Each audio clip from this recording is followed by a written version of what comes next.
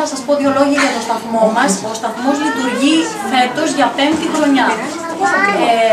Το σωματείο «Οι Φίλοι του Παιδιού» είναι φιλανθρωπικό σωματείο, λειτουργεί 23, πάμε στα 24 χρόνια τώρα στην Αθήνα και ιδρύθηκε το 1987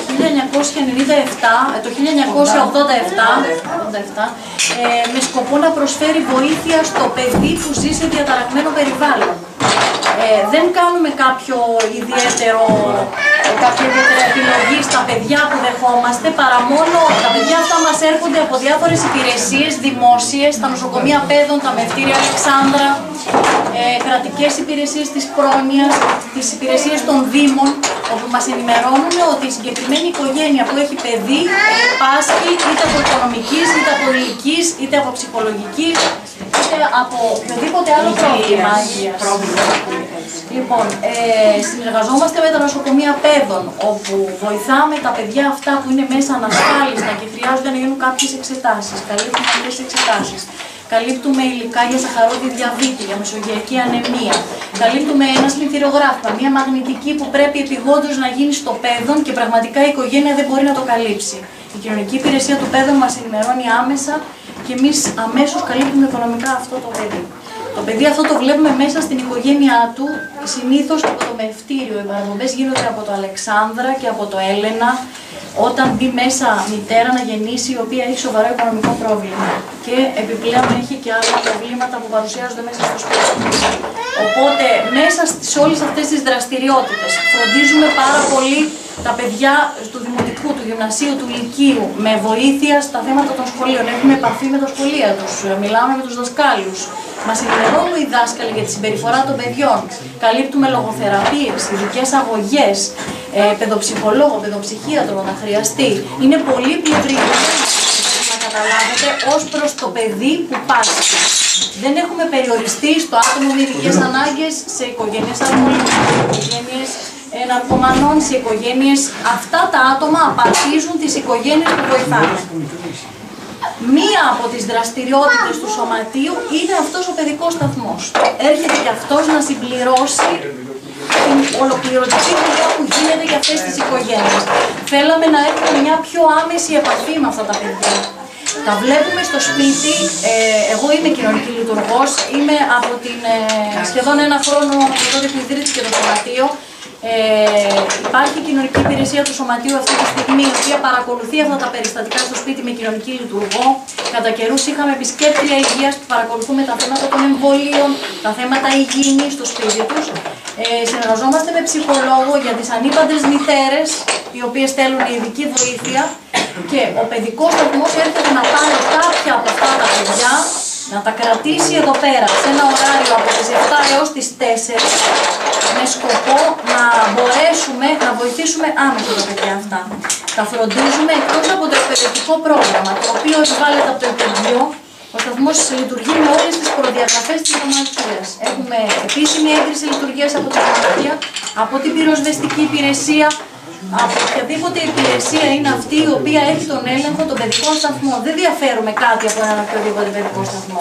Η διαφορά μας είναι ότι τα παιδιά που φιλοξενούμε εδώ προέρχονται από διαταραγμένο περιβάλλον.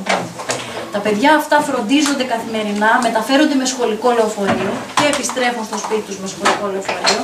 Υπάρχουν και κάποια παιδιά από την περιοχή.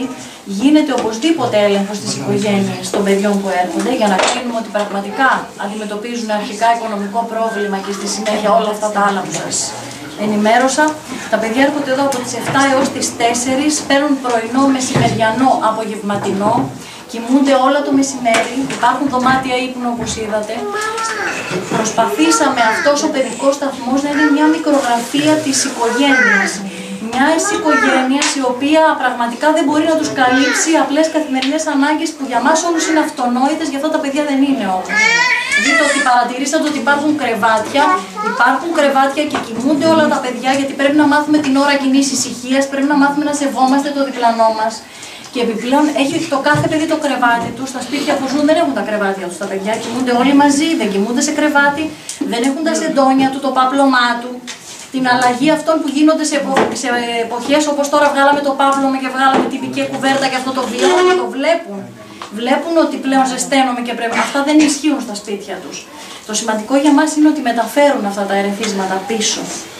Τα παιδιά φροντίζονται καθημερινά σε θέματα ατομικής υγιεινής για την καθαριότητά τους, για το ρουχισμό τους. Υπάρχει αποθήκη του σωματείου η οποία βρίσκεται στα εξάρχεια που συγκεντρώνει όλα τα υλικά σε ρούχα, σε υποδήματα, όπου από εκεί μας εφοδιάζουν με τα απαραίτητα είδη για τα παιδιά. Καθημερινά τα παιδιά πλένονται, φροντίζονται, τους αλλάζουμε ρούχα, εσώρουχα, παπούτσια, οπότε επιστρέφουν στο σπίτι σε όσο καλύτερη κατάσταση μπορούν. Το εκπαιδευτικό κομμάτι μας το έχουν οι δύο νηπιαγωγοί. Υπάρχουν δύο τάξεις όπως είδατε. Εδώ είναι η τάξη των προπρονηπίων, από 2 έως 4, και πάνω υπάρχει η τάξη των προνηπίων που είναι από 4 έως 5. Ακολουθούμε κανονικά το εκπαιδευτικό πρόγραμμα που επιβάλλεται από το Υπουργείο, σε ένα 3ωρο μέσα στην ημέρα, συν όλων των άλλων δραστηριοτήτων που σας είπα ότι γίνεται. Φροντίζουμε πολύ για την ψυχαγωγία τους, με θέατρο. Οποιαδήποτε παροχή υπάρχει από θέατρο τα πηγαίνουμε, αλλά και σαν ιδιαίτερες εξόδους κάνουμε εκδρομές. Τα παιδιά αυτά δεν πηγαίνουν στη θάλασσα, να φανταστείτε. Δεν θα μπει στη διαδικασία η μητέρα, που σαφώς υπάρχει οικονομικό πρόβλημα, να πάρει ακόμα και το λεωφορείο να πάει το παιδί μέχρι τη θάλασσα. Το Σωματείο διαθέτει 2 τροχόσπιτα σε κάμπινγκ στη Νέα Μάκρη. Βοηθάμε για κατασκηνώσεις των παιδιών αυτών. Και προσπαθούμε και μέσα από το σταθμό να έχουν όσο περισσότερα ερεθίσματα μπορούν με αυτές τις ψυχολογικές εκδηλώσεις. Θα πάμε στην ανθοκομική έκθεση τώρα. Το Σεπτέμβριο πάμε σε αναπαράσταση του τρίγου για να δουν καταστάσεις που τα παιδιά πραγματικά, σας λέω, δεν είναι εικόνες καθημερινές που τους ζουν. Από εκεί και πέρα συνεργαζόμαστε με λογοθεραπεύτριες, έχουμε πάρα πολύ έντονα τα προβλήματα του λόγου. Αν σε μία άλλη φυσιολογική τάξη, είτε παιδικού σταθμού είτε σχολείου, υπάρχουν 1, 2, 3 παιδιά που αντιμετωπίζουν πρόβλημα, εδώ είναι όλα τα παιδιά. Είναι η συμπεριφορά τους πάρα πολύ επιθετική, είναι η σχέση τους με τα άλλα παιδιά που είναι δύσκολο να γίνει, είναι η συνεργασία με τους γονείς που είναι πάρα πολύ δύσκολο. Σας λέω ότι αδυνατούν να κατανοήσουν ακόμα και τα απλά καθημερινά, το να φέρουν το παιδί καθαρό και ντυμένο. Από την άλλη πλευρά έχουμε πολύ τακτικές συναντήσεις με τους γονείς και ατομικές που γίνονται με μένα αλλά και με τις νηπιαγωγούς και μετά και ομαδικές. Μαζεύουμε μικρά γκρουπάκια γονιών, επιζητούμε βέβαια και τη συνεργασία του πατέρα, έτσι, όπου σε 3-4 γονείς που λίγο πολύ τα παιδιά εντάσσονται στην ίδια κατηγορία προβλήματος, συζητάμε αυτά τα καθημερινά που αφορούν τη διαπαιδαγώγησή τους. Κάνουμε πραγματικά ό,τι περισσότερο μπορούμε. Το φαγητό μας το προσφέρει το Δημοτικό Βρεφοκομείο Αθηνών. Όμως, εμείς θέλαμε αυτό το συμπλήρωμα, αυτό το έξτρα. Το πρωινό είναι η δική μας υπόθεση και το απογευματινό. Προσπαθήσαμε μέσα στο ωράριό μας να περιλάβουμε αυτά τα 3 γεύματα, γιατί πιστέψτε με, υπάρχουν παιδιά που έρχονται την άλλη μέρα το πρωί χωρίς να έχουν φάει τίποτα στο σπίτι τους. Για μας είναι σημαντικό να φύγει καθαρό, πλυμμένο το παιδί, ντυμένο, και με όλα αυτά τα ερεθίσματα που δίνονται μέσα από τις δραστηριότητες, τις εκδρομές και το εκπαιδευτικό κομμάτι που έχουν η διαγωγή μας.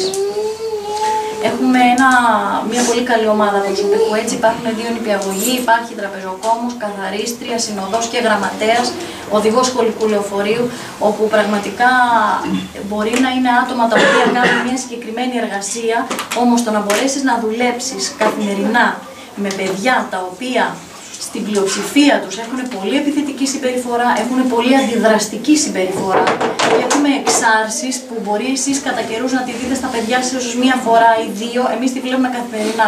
Παιδιά τα οποία κυλούνται στα πατώματα και κλαίνε χωρίς λόγο, μόνο και μόνο γιατί θέλουν να βγάλουν όλη αυτή την πίεση που βιώνουν καθημερινά στο σπίτι τους. Και πραγματικά, δεν ξέρω αν σας άρεσε ο χώρος μας, είναι ότι φτιάχτηκε αυτός ο χώρος με σκοπό να περάσουν κάποιες ώρες ήρεμες και ήσυχες σε ένα περιβάλλον που πραγματικά καταλαβαίνουν τι σημαίνει αγάπη και τι σημαίνει ενδιαφέρον, πραγματικό ενδιαφέρον για το παιδί. Είναι πραγματικά. Ξέρω αν θέλετε κάτι άλλο να με ρωτήσετε έτσι που δεν σας κάλυψα. Ορίστε. Αυτά τα παιδιά μετά σπίτι τους πώς πάνε? Πώς πάνε? Με τι διάθεση σας είπα λοιπόν ότι υπάρχει. Με τι διάθεση πάνε. Μετά από τόση αγάπη εδώ, πώς πάνε εκεί? Εντάξει, είναι ότι το πρόβλημα σε αυτές τις ηλικίες, όχι, δεν βιώνεται. Σαφώς είναι παιδιά που πολλές φορές δεν θέλουν να φύγουν το μεσημέρι, η αλήθεια είναι. Θα σας πω κάτι, το σωματείο το δικό μας, αυτό που κάνει από την αρχή που ιδρύθηκε, είναι να βοηθήσει αυτά τα παιδιά να παραμείνουν μέσα στο οικογενειακό τους περιβάλλον. Η λύση, εγώ έχω τελειώσει σχολή κοινωνικών λειτουργών. Αυτό που μας έλεγαν είναι, και να το έχουμε σαν αρχή μας οι κοινωνικοί λειτουργοί, ότι το χειρότερο σπίτι είναι καλύτερο από το καλύτερο ίδρυμα. Δεν ξέρω να το έχετε ακούσει.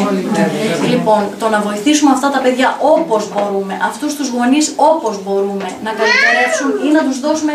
Γι' αυτό και το Σωματείο έδωσε μια βαρύτητα σε αυτό το κομμάτι και σε αυτή την ηλικία, εκτός όλων των άλλων δραστηριοτήτων που απευθύνονται σε όλες τις ηλικίες των παιδιών. Να μπορέσουμε να εφοδιάσουμε αυτά τα παιδιά με όσα περισσότερα ερεθίσματα γίνεται, ώστε να τα μεταφέρουν στο σπίτι τους μετά. Είχαμε παιδί πέρσι που έλεγε ότι στο σπίτι θέλω καθαρή πετσέτα να σκουπίσω τα χέρια μου, της έλεγε της μαμάς, και μου το είπε η μαμά. Είπε ότι θα τραβάτε το καζανάκι όταν πηγαίνετε στην τουαλέτα, γιατί εγώ δεν μπορώ να πάω σε αυτή την τουαλέτα που δεν είναι τραβημένο το καζανάκι. Απλά καθημερινά θέματα που για μας είναι αυτονόητα. Είχαμε παιδιά. Ακόμα και το θέμα της διατροφής, μπορεί να φροντίζουμε το βασικό κομμάτι να σιτιστούν τα παιδιά, να φάνε και να φορτάσουν. Εδώ πέρα και όλο το προσωπικό εμπλέκεται σε αυτή τη διαδικασία, να μάθουμε αυτά τα παιδιά να στέκονται σωστά στο τραπέζι. Κανείς δεν ξεκινάει, αν δείτε εδώ στην τάξη υπάρχουν 18 παιδιά. Κανείς δεν ξεκινάει να πιάσει το πυρούνι του. Πολύ θα ήθελα, όχι τόσο πολύ, 2-3 να δείτε και κατά τη διάρκεια της ημέρας να μας δείτε σε λειτουργία. Κανείς δεν ξεκινάει λοιπόν να βάλει μπουκιά στο στόμα από το 2χρονο μέχρι το 5χρονο, αν ο τραπεζοκόμος δεν μπει καλή όρεξη. Κανείς δεν σηκώνεται από το τραπέζι να πάει να πληθεί στην τουαλέτα αν δεν έχουν τελειώσει όλο το φαγητό τους. Μας είπε λοιπόν μητέρα ότι εμείς στο σπίτι τρώγαμε με τα χέρια. Δεν βάζα πυρούνια, άλλος έτρωγε όπως ήθελε, σηκώνονταν. Ο μικρός λοιπόν αντέδρασε μια μέρα πάρα πολύ άσχημα και της είπε ότι είναι ντροπή σας που τρώτε με τα χέρια και γλύφετε τα δάχτυλά σας. Πρέπει να μάθουμε να χρησιμοποιούμε πυρούνι σε αυτό το σπίτι. Και ο πατέρας αυτής της οικογένειας, αλκοολικός, με πάρα πολύ βία προς αυτή την οικογένεια, ήρθε μια μέρα και είπε ότι διδάξτε μας και εμάς δεν ξέρουμε τι να κάνουμε πραγματικά. Και είναι αυτό το συχνό που ακούμε, πραγματικά είναι συχνό που ακούμε, ότι το πιο απλό που λέει σε μια μαμά σου λέει δεν το ήξερα ότι έπρεπε να το κάνω.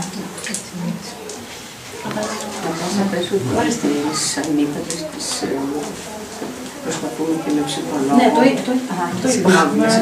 Το Σωματείο διοικείται από ένα 20μελές διοικητικό συμβούλιο. Υπάρχουν 20 γυναίκες οι οποίες είναι εθελόντριες και οι οποίες προσπαθούν να εξασφαλίσουν τους πόρους για την λειτουργία του Σωματείου και του παιδικού σταθμού. Εξυπηρετούμε τουλάχιστον 500 παιδιά το χρόνο στο σπίτι τους, συν αυτά τα παιδιά που βλέπετε εδώ πέρα, τα οποία εντάξει, ο χώρος αυτός μπορεί να είναι μικρός σε σχέση με οτιδήποτε άλλο, αλλά έστω και αυτά τα 30 παιδιά δεν έχει.